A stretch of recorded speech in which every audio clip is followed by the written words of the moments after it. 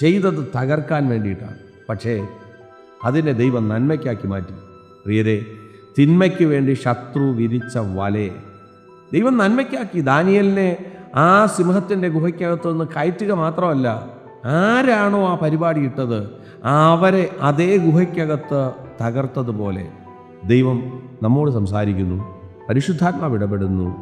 നിർണയപ്രകാരം വിളിക്കപ്പെട്ടവർക്ക് സകലതും, അത് സിംഹത്തിൻ്റെ ഗുഹയാകട്ടെ, അത് പോത്തിഫറിൻ്റെ ഭവനമാകട്ടെ, അത് കാരാഗ്രഹമാകട്ടെ, അത് വെളിച്ചപ്പാടത്തിയുടെ മുന്നിലാകട്ടെ, അത് ഏത് മേഖലകൾക്കകത്താകട്ടെ, അതെല്ലാം പരിശുദ്ധാത്മാവ് പറയുന്നു അത് നിനക്ക് നന്മയ്ക്കായി വ്യാപരിക്കും. പടക് തകരട്ടെ, മെലീത്തയിലോട്ട് പ്രവേശിക്കട്ടെ, അണലി കയ്യിൽ ചുറ്റട്ടെ, ഇതെല്ലാം അപ്പോസ്തലന് നന്മയാക്കിയതുപോലെ ഈ സന്ദേശം കേൾക്കുമ്പോൾ നമ്മുടെ ജീവിതത്തിനകത്ത് ശത്രു വിതച്ച കെണികളെല്ലാം നമുക്ക് നന്മയെന്ന് എണ്ണി ആത്മാവിൽ സഞ്ചരിപ്പാൻ ദൈവം കൃപ ചെയ്യട്ടെ.